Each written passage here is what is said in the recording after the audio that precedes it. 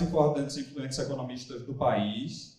Ele é bacharel e mestre em economia pela PUC do Rio, PhD pela Universidade de Harvard, é professor do Departamento de Economia da PUC desde 86, tem diversos livros publicados em mais de uma centena de artigos em revistas acadêmicas. Ele foi presidente do Banco Central do Brasil e também diretor da área internacional do banco e secretário adjunto de política econômica do Ministério da Fazenda, tendo sido um dos responsáveis pela criação e implementação do Plano Real. Ele ficou conhecido do grande público como sendo um dos pais do Real. Além disso, Gustavo Franco é sócio fundador da Rio Bravo Investimentos, uma grande gestora de fundos de investimento, tem cerca de 10 bi de dólar sob gestão, e participa de diversos conselhos consultivos e de administração em empresas como Nubank, Banco Daicoval, BMF Bovespa, Via Varejo, Telemig, entre várias outras. Além disso, ainda escreve regularmente para vários jornais e revistas. Gustavo, muito obrigado por estar aqui conosco, seja bem-vindo, palco a todo você.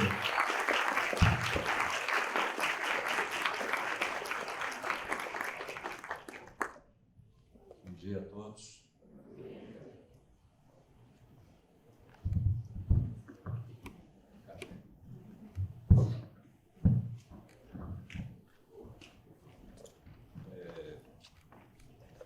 Bom,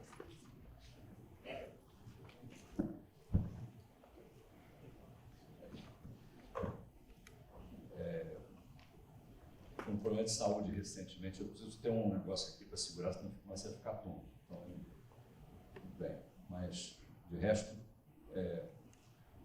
já falamos um pouco sobre a minha experiência. Deixa eu dizer que eu sou, hoje em dia, professor da PUC, sou economista de formação, trabalho como empresário depois de ter tido uma experiência rica no Banco Central do Brasil, num período especialmente importante da história da instituição e do país, quando se trata dessa mercadoria tão complexa que é o dinheiro.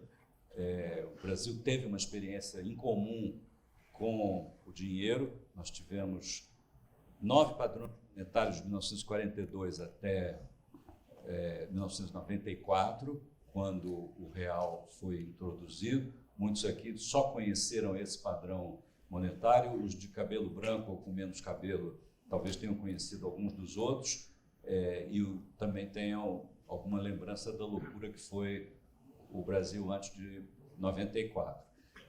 Por tudo isso, a experiência monetária do Brasil ensina muito sobre inovação financeira e monetária.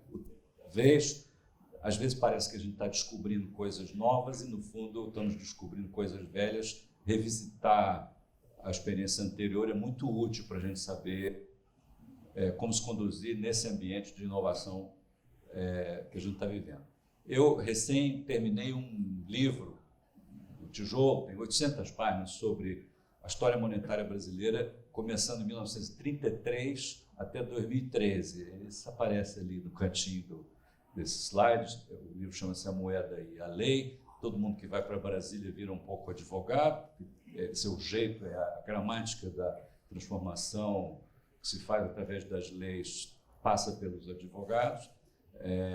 E esse é um exercício interdisciplinar entre economia, história e direito, que conta como foi a evolução monetária do Brasil, especialmente nesses 80 anos, entre 1933 e 2013. E por que 1933? Vou contar um pouco da historinha, porque lá na época do Real, que foi feito através de modificações em muitas leis, chamou a atenção de nós todos que estávamos mudando muitas coisas feitas em 1933.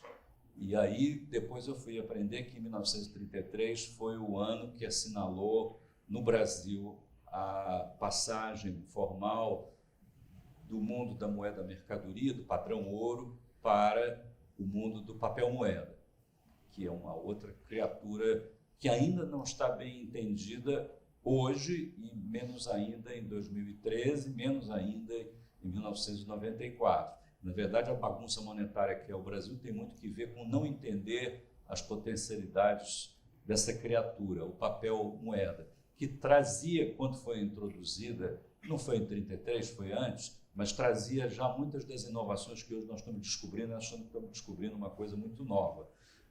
Não é. 33 é só a passagem formal, por assim dizer, o reconhecimento na lei. Obrigado.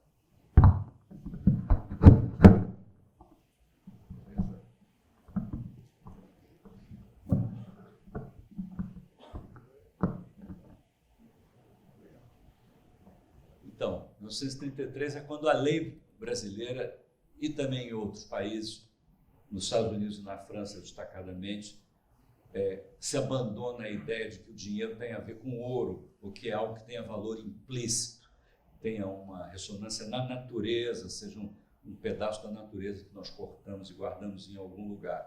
A mudar disso para a ideia de que o dinheiro é uma criatura do governo, uma criatura do Estado e da lei, não está bem entendido até hoje. Uma vez que se entende, aí fica mais fácil compreender criptomoedas, novidades aí que parecem que são coisas revolucionárias e são menos do que parece.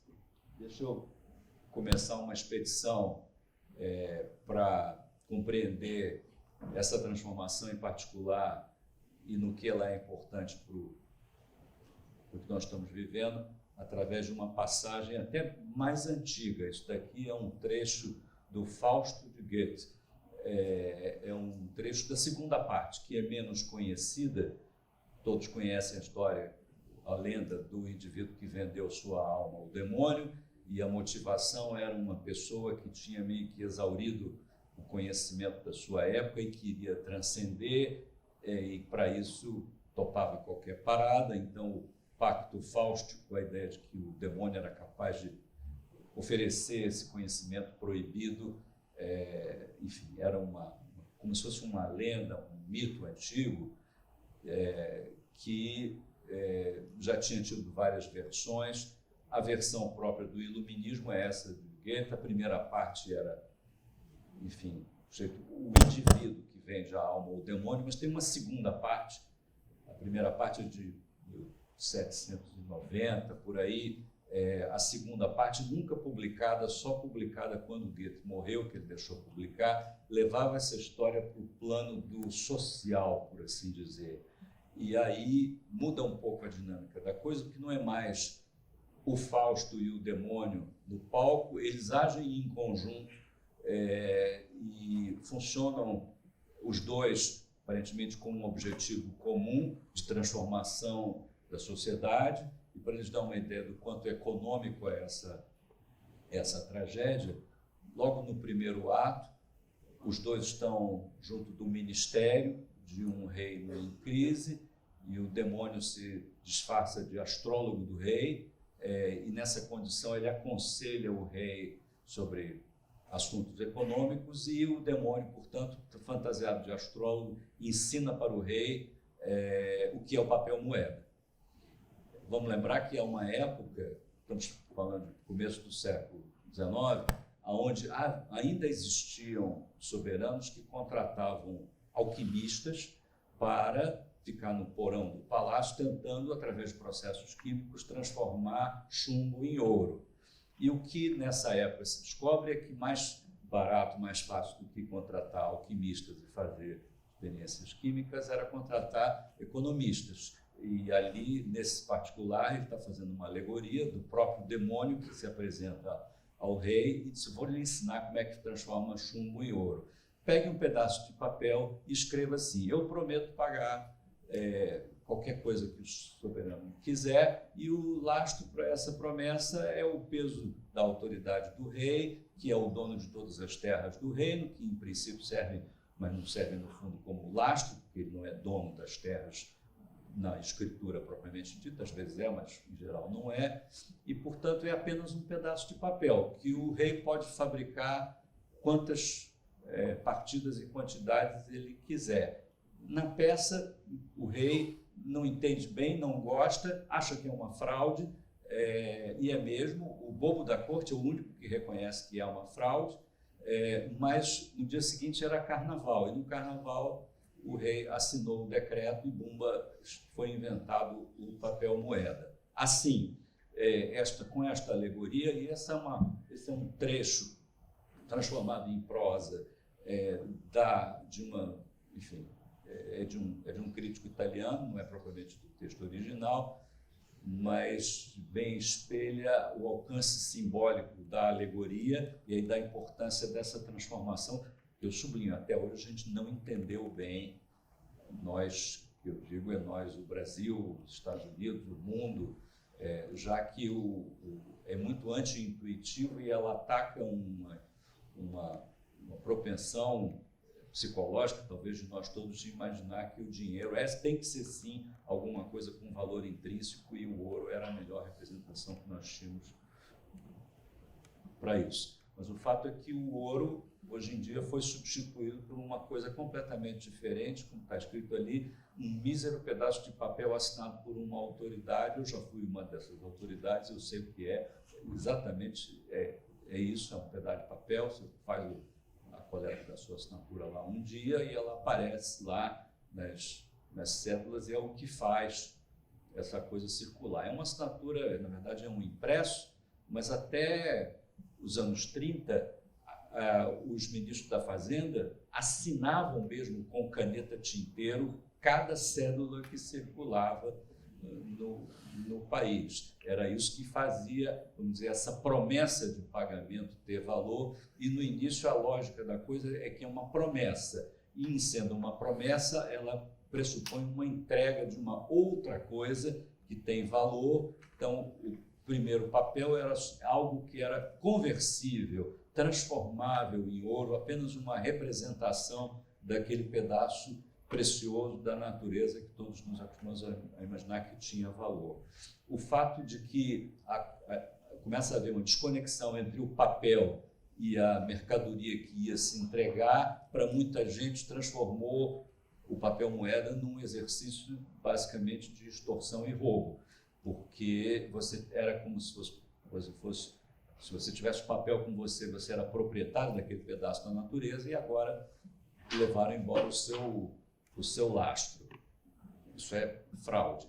Na verdade, agora, isso era uma fraude, mas o que a tragédia do Fausto II acaba demonstrando é que as possibilidades ensejadas por essa nova arquitetura do dinheiro eram gigantes, já que, como o rei podia fazer tantos pedaços de papel quanto achasse necessário para resolver os problemas do reino, era como se tivéssemos inventado uma mágica, uma alquimia especial que criava ouro, e, portanto, os limites do progresso agora estavam todos eles suspensos pelo uso da mágica. Como é que nós íamos usar essa mágica, como é que ela funcionava. Para o mundo dos economistas, o que se passa é parecido com isso que vocês veem aqui, que é um gráfico típico que aparece nos cursos de História da Arte. Tem um grande momento, que é o surgimento da era moderna, da arte moderna, onde a inovação básica é o rompimento do compromisso com a objetividade do retrato. Não se trata mais de fazer pinturas como o Vermeer, que estão olhando ali, onde é extraordinariamente precisa o brilho na pérola do brinco, porque agora o compromisso da arte é vago, com valor artístico, e pode ter formatos completamente abstratos, como o Jackson Pollock que vocês estão vendo. E são várias possibilidades de modernismo, cada um deles talvez se julgue o grande proprietário da novidade, mas não. A novidade resulta no conjunto, e a grande inovação é a subjetividade, é que o compromisso artístico passa a ser com uma impressão subjetiva a ser causada no observador, e do ponto de vista do dinheiro a mesma coisa. Uma vez que a gente rompeu o compromisso objetivo com ouro, o dinheiro pode ser muitas coisas e de muitas formas. Muitas escolas de pensamento, e cada uma nova que surge parece que vai acabar com todas as outras, é superior e melhor que todas as outras. Agora tem as criptomoedas que vão substituir tudo que aconteceu. Não é assim, é mais um movimento artístico, vamos dizer assim, mais um ismo, né, que vai passar e daqui a pouco vai estar na nossa memória, mais ou menos desse jeitinho aqui, como um quadrinho. Isso acho que é muito ilustrativo. Eu levo sempre esse gráfico para minha aula. Eu sou professor da PUC, dou um curso sobre História Monetária Brasileira, e isso daqui é um melhor lembrete, inclusive porque é visual, sobre como não olhar o que saiu no jornal como a mudança definitiva em matéria de inovação financeira. Sim, é legal, tem valor, é interessante, tem o seu valor estético, mas é um movimento artístico a mais. E ele é mais uma coisa que explora esse desligamento entre o dinheiro e qualquer ideia de lastro. Não que lastro não seja importante, porque as criaturas ali, os ismos, cada um deles, ou cada um dos tipos de dinheiro e de ativo financeiro, vão ser melhores ou piores conforme sua arquitetura, e o lastro, a conversibilidade em outra coisa, é muito importante, continuará sendo importante nos seus variados formatos. Pois bem, agora duas palavras sobre o livro. Esses 80 anos que eu cubro no meu livro sobre como é que o Brasil trouxe para dentro de casa essa transformação, moeda mercadoria para moeda fiduciária, e como é que esboroou, como é que fez tudo errado, enfim, é uma coletânea de insanidade, na verdade, o que o Brasil fez com esse poder. Não é à toa que na alegoria do Goethe o dinheiro é uma invenção do demônio, porque é velho, porque a invenção, a inovação torna o rei muito poderoso. A caneta do rei parece que pode mais coisa do que podia antes. Esse poder, é claro, é um convite ao abuso, e o Brasil é o jardim do Éden em matéria de abuso monetário. Talvez nenhum outro país tenha abusado tanto da capacidade dos seus soberanos pintarem pedacinhos de papel e imporem à população a aceitação dessas coisas como dinheiro, que obviamente é uma postura intrusiva, autoritária, e muitas vezes tem um intuito explícito de nos confiscar um pedaço da nossa riqueza, do nosso patrimônio, do nosso tempo. Portanto, no caso brasileiro, aí esse processo teve três pilares importantes. Todos eles acontecem em 1933, daí a coincidência, que é quando o Brasil cria a ideia do dinheiro de curso forçado, que é o linguajar jurídico para dizer que o dinheiro agora é só um pedaço de papel que vocês estão obrigados a aceitar pelo valor que está ali escrito. O valor é nominal, ele não diz quantas horas do seu trabalho você tem que entregar em troca daquele número que está ali, aquele pedaço de papel, mas você é obrigado a aceitar aquele pedaço de papel. Essa é a nova lógica. Isso foi inventado junto com uma outra coisa cujo nome é controle cambial, que é o seguinte: dentro aqui do Brasil, só o pedaço de papel emitido pelo pessoal de Brasília pode ser usado.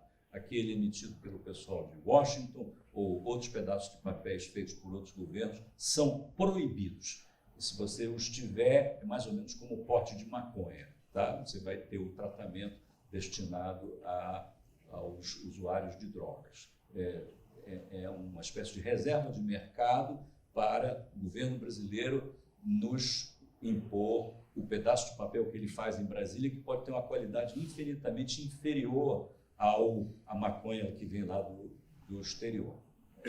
É o segundo componente. O terceiro é uma medida cujo intuito era criar seletivismo, favorecimento e estatização do mundo do crédito, através da proibição da prática de usura. Você limita a prática de juros a 6%, como era a lei de 1933, e a inflação é de 10%, é claro que ninguém é capaz de dar crédito, exceto aquela criatura proprietária da mágica de transformar objetos sem valor em objetos de valor. Para esse não interessa o custo de captação limitação, que é zero, porque ele fabrica chumbo, fabrica ouro a partir de chumbo. Então, se tem uma limitação em 6, 12, 3, tanto faz, mas ele é um único. Então, só os bancos estatais passam a podem fazer crédito. Todos, é como uma proibição de bancos privados existirem ou como uma estatização do crédito, que criou uma cultura duradoura no Brasil de que o banco estatal empresta dinheiro barato. E foi para isso que foi feito, como as autoridades da época diziam, precisava dar dinheiro barato para a agricultura e outros brasileiros especiais melhores do que nós. Isso ainda existe, é muito disseminado. Hoje, o sistema de bancos públicos no Brasil existe praticamente para isso, para dar dinheiro barato para gente que é melhor do que os brasileiros comuns.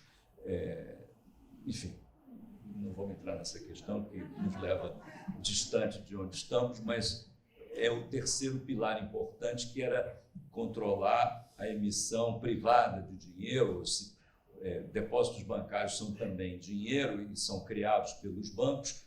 Era como proibir bancos privados de compartilhar esses poderes que devem ser exclusivos do pessoal que está em Brasília, do rei. Ou seja, medidas todas elas meio que centralizadoras, concentrando o poder monetário nas mãos do chefe do poder executivo, através do seu instituto emissor, monopolista, que depois vem a ser o Banco Central, e ninguém mais pode desfrutar da mágica, nem os governos estrangeiros, nem mesmo os bancos privados. As coisas vão mudando no tempo, mas esse foi, vamos dizer, a ordem de 1933, que está entre nós. Agora dá para contar uma história, e aí eu vou ter que convidar vocês a lerem o livro, se acharem graça no assunto, para ver como é que esta ordem se degradou a ponto de produzir uma hiperinflação no Brasil. Pior até do que a da Alemanha, que a gente vê nos filmes e fica chocado, e muita gente diz que não, o Brasil nunca viveu nada parecido. Mentira, viveu sim. Mais duradouro, portanto, pior, 15 anos seguidos de inflação mensal superior a 15% ao mês, né? Durante 15 anos. Nos últimos 25 anos de Plano Real, a inflação média tem sido 6% ao ano. Tá? Imaginem o que é 15 anos de 15% ao mês, com meses onde dá 80%. Tá? Isso foi o antes e foi o resultado da degradação dessa ordem criada em 1933. Bom, como é que aconteceu exatamente? Está contado no livro. Agora, um pouquinho de assunto chato, um pouquinho de contabilidade, para introduzir um pouco para a gente entender o que são ICOs e criptomoedas. É muito importante entender como é que funciona uma coisa que nenhum de vocês nunca olhou, aposto, o balanço do Banco Central do Brasil, ou genericamente o balanço de um Banco Central. Isso aqui, muito intuitivo, é o balanço de um banco emissor na época em que o dinheiro era conversível em ouro, ou que o ouro era a moeda de vários países. A única coisa que fazia as moedas diferentes é que os países, cada um deles adotava um peso ideal diferente. A libra, o dólar, o mil-réis, como cada um continha uma quantidade de ouro diferente na sua unidade básica, 1 libra, 1 dólar, 1 mil-réis, isso fazia com que a relação de troca entre as moedas se desse pela diferença de peso, né? Era como se houvesse uma moeda internacional única, que era o ouro, e os países diferiam apenas na denominação da sua unidade ideal. E os bancos emissores, que faziam pedaços de papel pintado para fazer a economia girar, eles tinham que obedecer no seu balanço duas relações. Uma era que eles tinham que ter uma quantidade de ouro equivalente à quantidade de papel que eles fabricavam e nos faziam aceitar, de modo que para nós era como transacionar as moedas de ouro, com ouro dentro da moeda. era a conversibilidade, dá para ver ali em azul. Era um freio à capacidade do soberano fabricar, multiplicar demais pedaços de papel e era, de certa maneira, uma defesa que a sociedade tinha contra os abusos do soberano, mas que podia ser muito restritiva do ponto de vista das necessidades da economia. Ok, tinha que equilibrar as duas coisas. A outra consideração que tem no balanço ali, é o que está em vermelhinho, é o fato de que os bancos que faziam esses pedaços de papel também recebiam depósitos e capitalizações dos seus sócios e com esses recursos podiam fazer empréstimos. Então era como se houvesse uma sobreposição entre um banco comum, que recebia depósitos e fazia empréstimos, muitos dos quais para o governo, e outra coisa que era o poder de emitir dinheiro, a mágica alquímica primal, que consistia em pegar ouro e transformar em um pedaço de papel que era livremente conversível em ouro. Tudo muito intuitivo sobre o modo como um banco deve se organizar, vamos dizer assim, sem alquimia e sem fraude. Agora, a confusão começa na era moderna, vamos dizer assim, que nós vivemos quando essas limitações são rompidas, que é como essa instituição funciona hoje. O nosso Banco Central e outros de outros países. Não tem mais a limitação dada pela conversibilidade, portanto, não há relação entre as ditas reservas internacionais em ouro ou em dólares, ou o que seja, e os números de pedaços de papel que o Banco Central fabrica e distribui aqui para nós.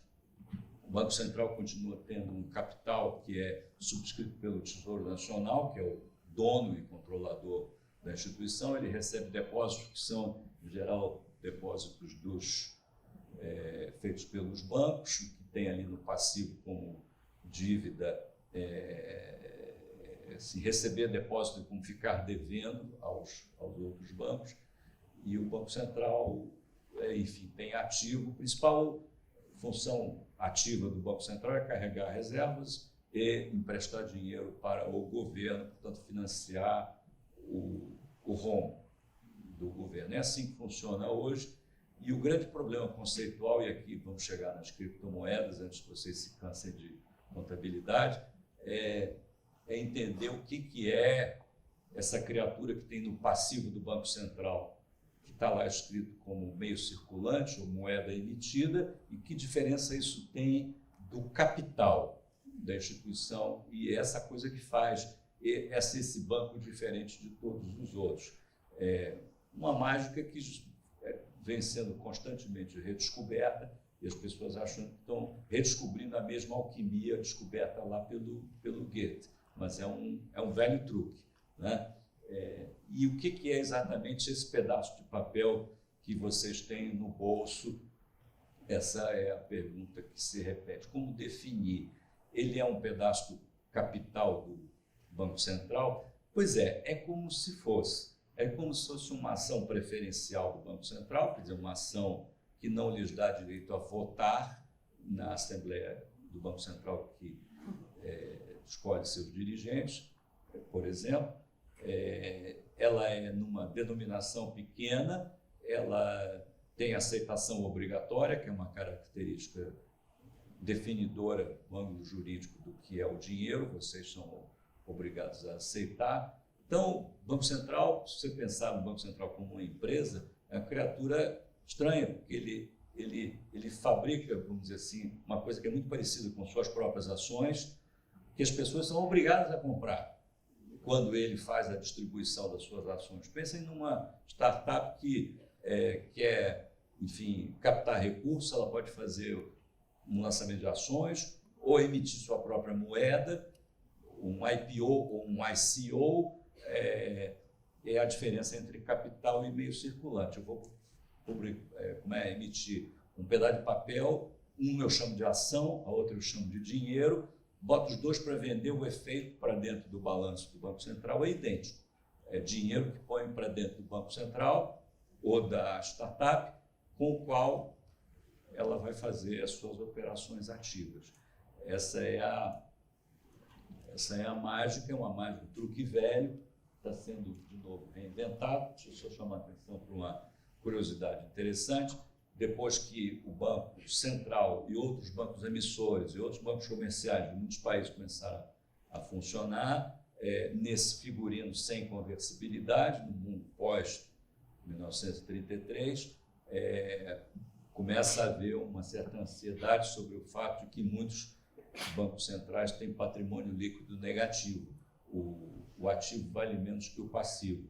É fácil ver pelo balanço que vocês estão vendo aí que tem no ativo moedas estrangeiras. Se tem uma apreciação cambial, esse ativo diminui. Se sobe os juros, também os títulos que estão no ativo do Banco Central diminuem de preço. E se o ativo fica menor e o passivo do mesmo tamanho, o passivo fica maior que o ativo, o banco entra no vermelho. A gente diz, fica com patrimônio virado. E quando bancos ficam com patrimônio virado, a lei manda que o Banco Central vá lá e feche o banco, faça uma intervenção. Agora, o que acontece quando o Banco Central fica com patrimônio negativo? Ele quebrou, o país quebrou? Pois a maior parte dos bancos centrais do planeta, numa certa época, estava com patrimônio negativo. Em 2007 era o caso. Nos anos 60 era muito comum, e foi quando muita gente começou a prestar atenção no fenômeno. No Brasil foram diversas ocasiões onde o Banco Central, tecnicamente, quebrou, ficou com patrimônio negativo, mas isso nunca deixava as pessoas muito nervosas, porque, por exemplo, a lei brasileira manda que, se tem um banco com patrimônio negativo, o regulador, que é o Banco Central, dirá ao banco que está com patrimônio virado: vocês têm que fazer um aumento de capital subscrito em dinheiro. Tá? Agora, isso é uma instrução que tem um peso para quem não é capaz de fabricar dinheiro. Mas e quem fabrica dinheiro? Se ele tem que fazer um aumento de capital fabricado através de um pedaço de papel que ele próprio é capaz de fazer, é evidente que o capital não tem importância para esta instituição, que é capaz de inventar, de fabricar a matéria com a qual é feito o aumento de capital. Essa é a singularidade do Banco Central, essa é a singularidade do dinheiro, papel, e que é um incômodo para as pessoas que não entendem por que essa instituição é proprietária dessa mágica, que ainda tem o aspecto de fraude. Tem estatísticas de bancos centrais, esses que vocês estão vendo aí na tabela, com patrimônio negativo, pouco antes da crise de 2008, vários países respeitáveis com seus respectivos bancos centrais virados, né? República Tcheca, Chile, enfim, é feio. O Banco Central do Brasil, em 1994, logo depois do real, ficou com patrimônio virado, mas se a gente considerasse que o dinheiro que está no passivo fosse capital, aí um truquezinho contábil, aí o problema não aparece. Deixa eu contar um pouco aqui lendas recentes sobre por que a gente ainda acha que é fraude esse negócio do papel moeda. Muitos aqui viram A Casa de Papel, uma minissérie do Netflix, muito bacana. Para quem não viu, vai um spoiler. Pessoas ocuparam a Casa da Moeda espanhola, não roubaram nada, o que fizeram foi operar a Casa da Moeda durante algum tempo. E o que eles fizeram? Pegaram pedaços de papel sem valor, pintaram várias coisinhas no papel, pintaram em euros, e foram embora com esse produto da pintura. O que eles roubaram? Eles roubaram o valor criado pela alquimia, que é monopólio da Casa da Moeda, né? Então, roubaram o roubo, por assim dizer, e, portanto, na psicologia do filme, conforme o professor explica no último capítulo, com alusões a 2008, estamos roubando o roubo, portanto, não estamos roubando nada, portanto, criou, inclusive, uma lógica na série, que a gente vê na segunda temporada, tem até um apoio popular aos ladrões, que, olha aqui, estão roubando roubo, quem rouba ladrão é bom e tal, e aí, enfim, é uma maneira instigante de provocar esse sentimento que nós todos temos de que lá na Casa da Moeda e no Banco Central, o que eles fazem lá é um roubo, meio uma alquimia, meio safada. Na segunda temporada, inclusive, eles vão roubar o Banco Central, não é mais a Casa da Moeda, aí já vai direto né? A outra imagem ali da cédula em escudos é um episódio que ficou famoso nos anos 20, que foi uma das, enfim, história verdadeira. Foi um evento que virou um clássico entre advogados, nos meios bancários, sobretudo de bancos centrais, e que foi uma fraude feita da seguinte forma. Um senhor português de nome Alves Reis, meados dos anos 20, ele falsificou uma carta do Banco Central de Portugal e encomendou aos fabricantes do meio circulante português, em Londres, empresa britânica bacana, né? Ele encomendou um lote dessas cédulas ali, Vasco da Gama, de 500 escudos, um lote grande. O valor, vamos dizer assim, de troca desse lote de cédulas de 500 escudos era algo como 10% do PIB de Portugal, ok? Ele fez a encomenda, custava 15 mil libras, custava uma merreca, porque era só o custo do papel e da tinta, né? E eles pagaram e os ingleses entregaram a encomenda. Não se deram conta que não era o Banco Central de Portugal, eram fraudadores. Então, entregaram lotes dessa cédula para o senhor Alves Reis, que, por sua vez, viu-se diante de com tanto dinheiro, você não sabe nem como começa a usar, né? Então, o que ele fez? Abriu um banco, que era a forma mais simples de fazer uma lavagem de uma quantidade tão grande de dinheiro. Chamava-se Banco Angola e Metrópole. E aí, esse banco foi como se ele tivesse recebido em depósito essas cédulas Vasco da Gama, que então começou a fazer empréstimos e fazer o que os bancos fazem normalmente.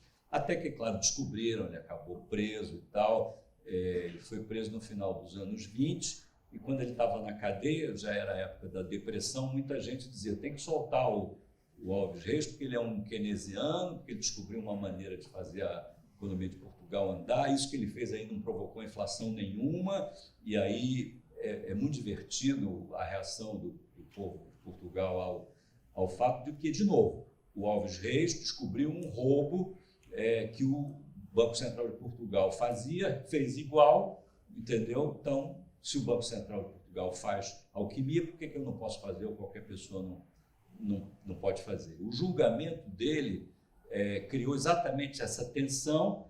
Eles tinham... O Banco Central de Portugal, na verdade, era privado e tinha um acordo com o Tesouro e descobriram vários rolos do acordo. O Banco Central de Portugal emitia dinheiro para pagar as contas do governo de Portugal de um jeito meio irregular. Aí o Alves Reis denuncia esse troço. Então, todo o sistema monetário parece ser uma fraude, de modo que fraudar o fraudador não tem problema nenhum, porque é o ladrão que rouba ladrão, não é isso? Está tudo bem. Tem um documento muito interessante que é o seguinte: o poeta Fernando Pessoa foi assistir o julgamento do Alves Reis, ocorrido em 1930, tem anotações sobre o julgamento, preciosas, é claro, e depois o governo de Portugal processou os ingleses, fabricantes do meio circulante, chamava-se Waterloo and Sons. O governo de Portugal versus Waterloo and Sons chegou à Câmara dos Lordes, em última instância, em Londres, e a história é que o governo de Portugal queria ser indenizado pelos danos causados pelo descuido dos ingleses em aceitar uma encomenda fraudada. Aí, a pergunta de sala de aula, que faço para os meus alunos, é o seguinte: qual o valor da indenização?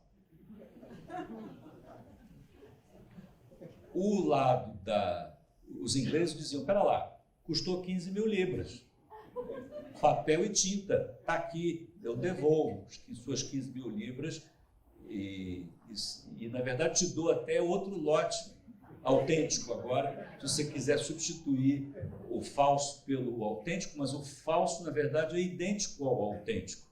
O falso não é falso, né?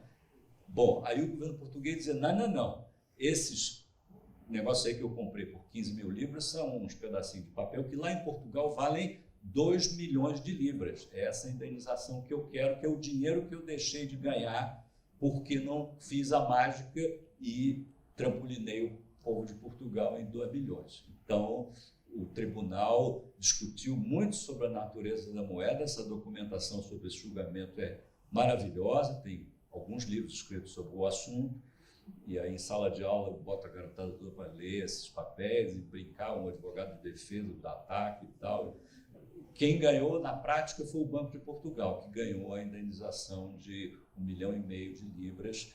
Isso virou um caso histórico e curiosamente, é uma fraude que não é de todo maluca, não.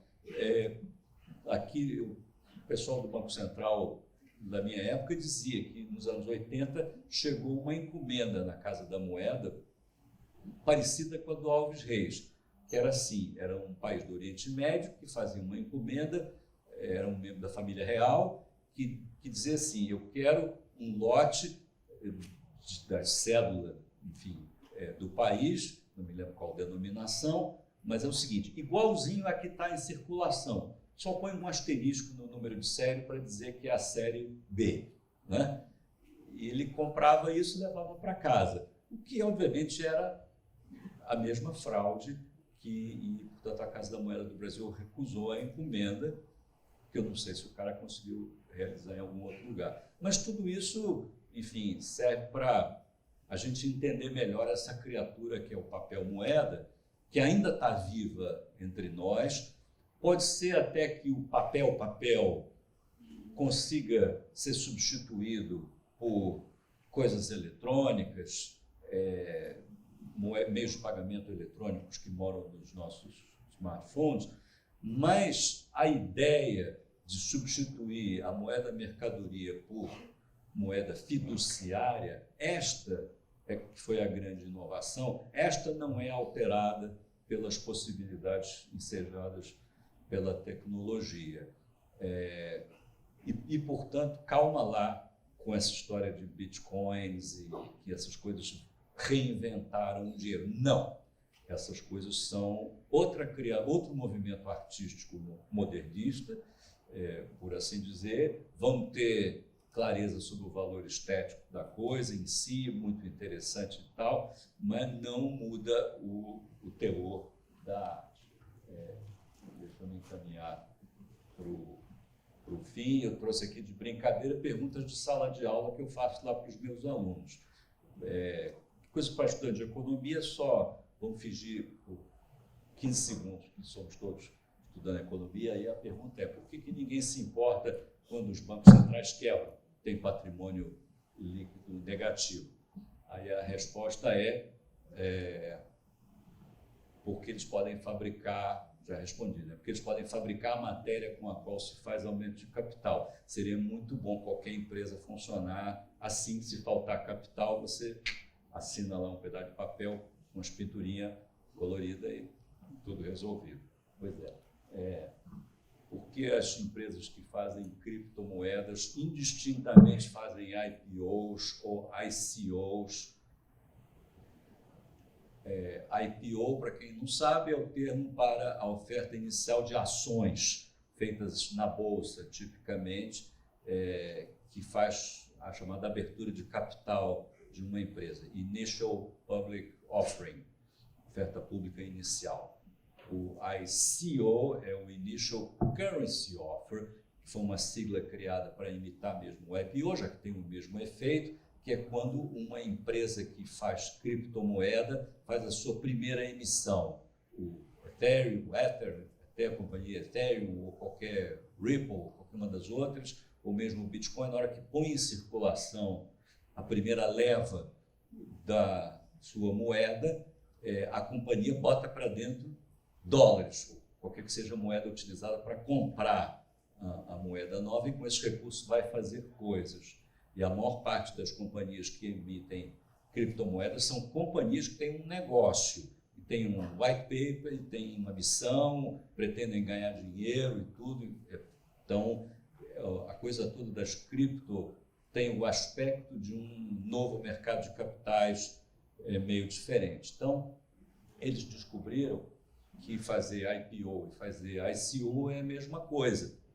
Então, é como se houvesse agora um outro mercado de capitais ou uma outra bolsa de valores internacional que transaciona não só ações, como a Nasdaq, a Bovespa, a B3, a Bolsa de Nova York, mas na nuvem tem essa bolsa que transaciona as criptomoedas.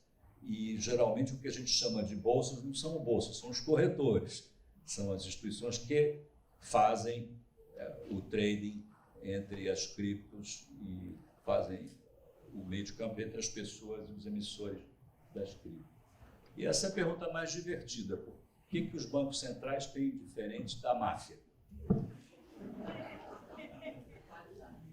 Vamos pensar um pouquinho aqui, deixar a imaginação perversa. Né? Essa pergunta de prova extraordinária. Né? E sai cada coisa do balacobaco. Assim. Mas a resposta de economista, sim, é o seguinte: meio que ambos têm o monopólio do crime. Claro que, sendo assim, são a melhor instituição para vender segurança. Se o Banco Central é o único que pode praticar a mágica de transformar papel pintado em ouro, tá? Se a gente controlar o Banco Central, a gente controla o crime. Essa é a ideia. Vamos controlar aquela instituição que a gente evita o crime, e os acionistas da instituição, que são os políticos em geral, estão doidos para botar a mão nesse pote, então é preciso mantê-lo longe desse povo, e daí a ideia toda de independência da instituição. Quem não gosta da ideia de independência do Banco Central, pensa na máfia, pensa na descentralização do crime, é sempre uma boa maneira de ver o problema. A ideia do pedaço de papel como fraude tem uma outra crítica interessante. Aqui eu trago um objeto artístico que foi feito com o intuito deliberado de também provocar o mesmo tipo de pensamento crítico sobre o dinheiro. Aqui é uma obra do Silvio Meirelles.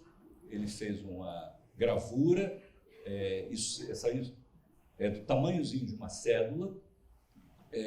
Ele fez de 0 cruzeiro, impresso dos dois lados, então pode circular, teoricamente, é idêntico a uma cédula do Banco Central, só que de 0 cruzeiro, que é estranho, isso é dos anos 70.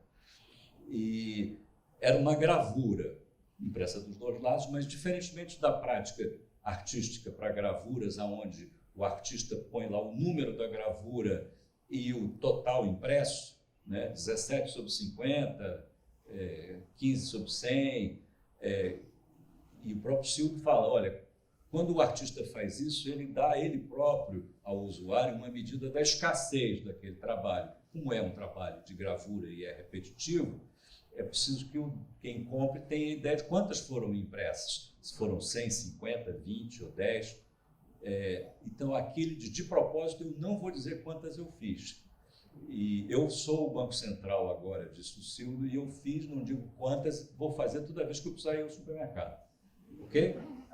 Isso aí, se vocês forem comprar numa galeria bacana lá de São Paulo, vai custar 10, 15 mil reais essa obra. Tá? Reza a lenda que o Picasso fazia isso com autógrafos dele. A pessoa vinha pedir o autógrafo dele e dizia, não, isso aqui vale $1.500 aí no mercado de autógrafo. Não vou te dar um autógrafo assim, molezinha, não.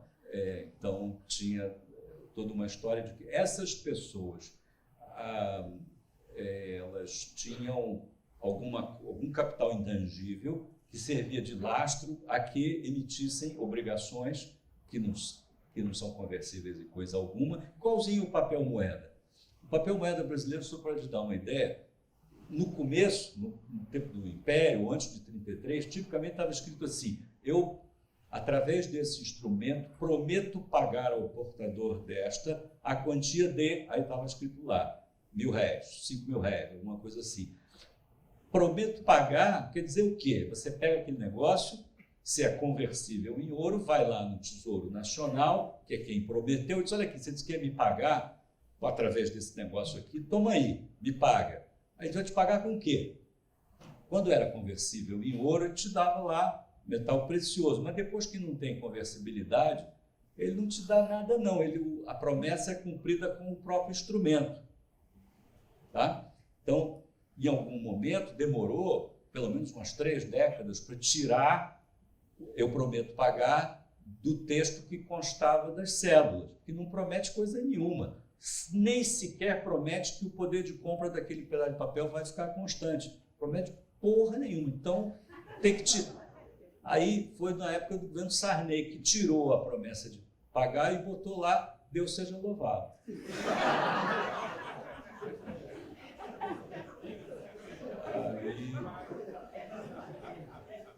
Aí mesmo que ficou caracterizada a influência demoníaca. Mas o Silvio é um zilhão de formas artísticas pelas quais gente sensível trabalhou, inclusive a tensão visual que existe nessa história do papel moeda, e é muito educativo sobre como é que funciona o dinheiro e tudo mais. Bom, criptomoedas aqui para terminar, mais uma provocação sobre como entender essas coisas do mundo moderno. É fácil ver na internet, eu tirei aqui um shot da tela de um dos sites que dá a cotação e o valor de mercado de cada uma das criptos mais famosas. Então está ali o Bitcoin, por exemplo, que nessa data estava cotado a 41, equivalente a 41 mil reais por Bitcoin, o que fazia com que o que a gente chama do market cap, que é o total dos Bitcoins em circulação naquela ocasião, fosse de 744 bilhões de reais. Tá? Então, se o Bitcoin fosse uma companhia, ela valeria 744 bilhões.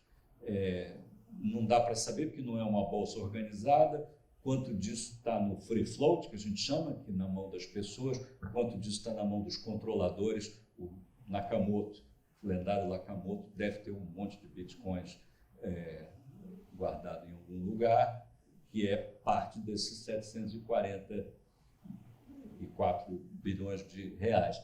As outras, sei lá, Littlecoin, nesse site, como em outros parecidos, você clica no link, isso te leva para o site do Littlecoin, que você vai ver que é uma companhia. Tem uma aqui que não é o Littlecoin, deixa eu usar um exemplo que eu gosto, tem uma delas, não sei se está aí, que chama Ontology. Dá para imaginar um dinheiro chamado ontologia? Eu acho extraordinário esse nome.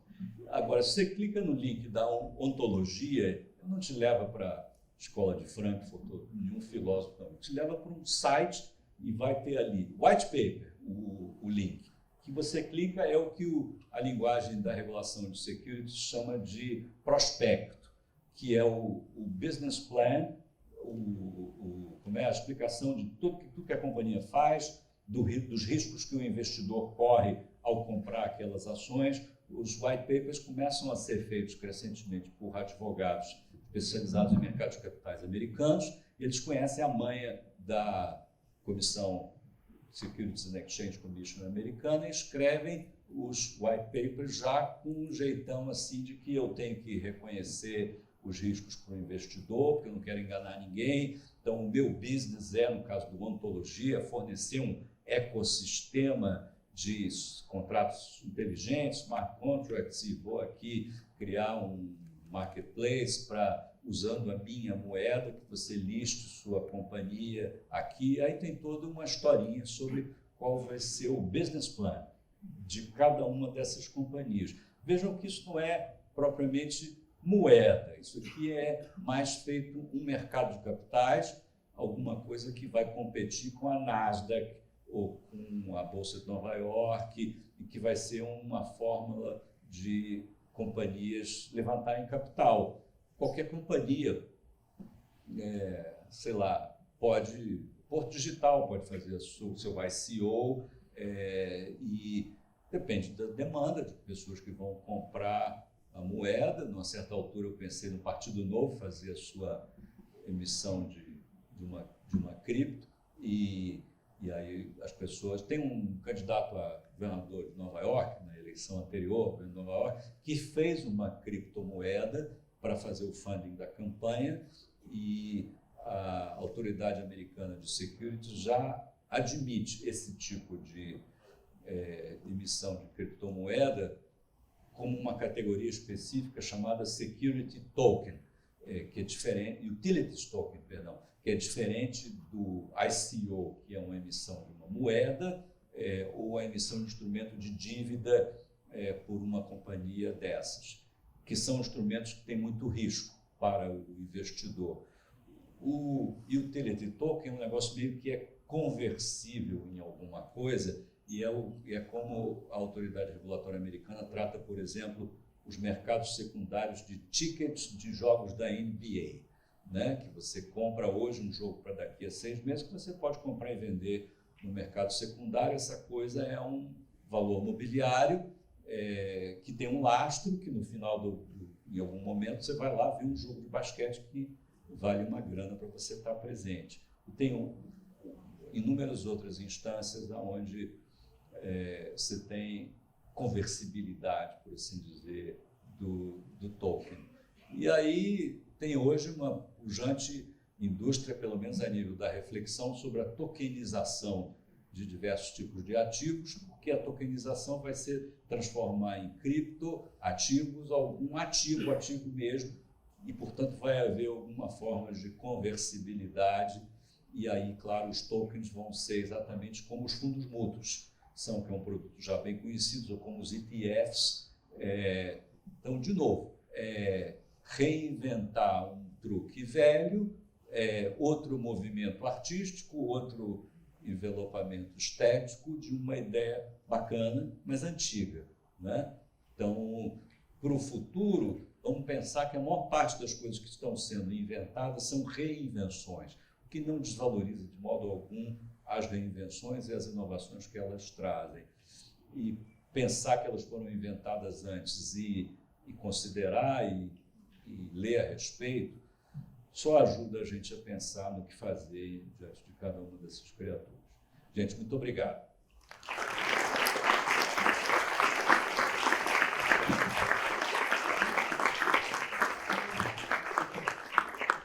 Um aviso que eu devia ter dado no início.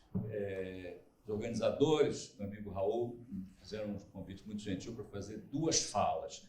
Esta, que tem meio que característica de uma lecture, de uma aula, PowerPoint, essa coisa toda, e uma segunda que começa meio-dia, inclusive acho que é em outro lugar, para a gente fazer mais o engajamento, a interação, as perguntas e debates. Mariana... Meio-dia e 15 no Apolo 235. Então, quem tiver dúvidas, perguntas, provocações, está lá no Apolo 235. Vejo vocês daqui a pouco. Muito obrigado a todos novamente.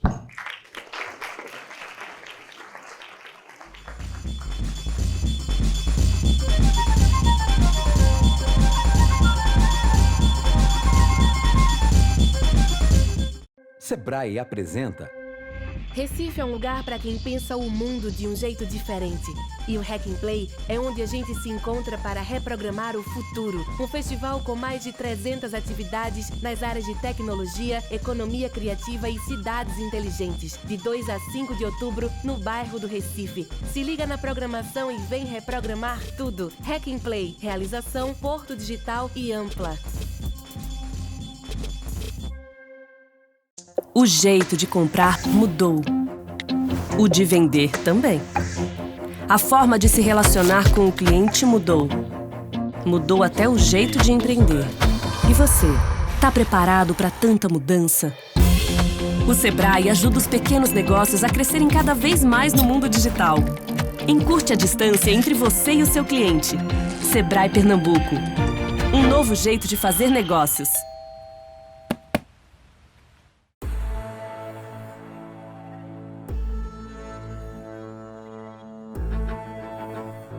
Nós somos um lugar, uma ilha no centro do Recife que transborda pela cidade, conectando o mar aos rios, o antigo ao novo. Conectando centenas de empresas de tecnologia e economia criativa a clientes por todo o mundo.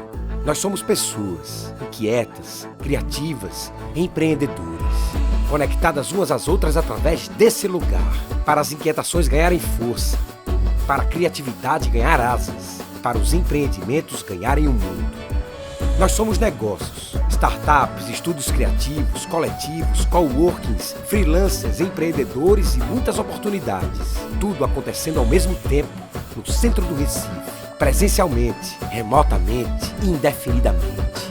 Você pode trabalhar aqui, investir aqui, contratar quem está aqui. Você pode trazer sua empresa para cá.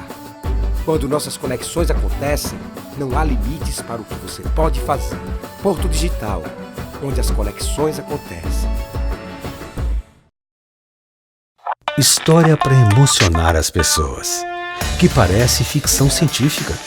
Música para ficar na cabeça, com coreografia e tudo. Serviço novo para não deixar você na mão. E informação para você entender bem direitinho. Surpreender, sempre, sem se levar tão a sério. Trabalho voluntário. Vender tinta, vender carro, vender louça sanitária. Depois, um programinha de TV ou uma série no YouTube. Porque quem se propõe a resolver qualquer problema precisa sempre estar se reprogramando. Ampla, co-realizadora do Hack and Play e de muitas outras coisas que você vê por aí. Podem vir. Tragam suas invenções, suas inovações, suas revoluções. Venham com seus painéis holográficos, seus comandos por gestos, seus sistemas conectados. Reúnam seus engenheiros, projetistas, cientistas, futuristas. Podem vir. Nós estaremos prontos. Porque é para isso que existimos. Para construir tecnologia que move tecnologia. Baterias Moura. Energia para mover o futuro. O InovaBrá é um conjunto de iniciativas do Bradesco, que promove a inovação através da colaboração. InovaBrá, colaborar para inovar. E se o nome dessa cidade viesse das pedras do mar? E se do mangue eles criassem uma revolução? E se enrolassem o bolo, transformassem muro em tela, se criassem o maior bloco de carnaval do mundo? E se essa cidade tivesse o melhor museu da América do Sul, um museu high-tech pro sertão e outro fervente pro frevo? E se eles vivessem no futuro e sua arte ecoasse pelo mundo? E se você descobrisse esse lugar? Recife, capital da criatividade.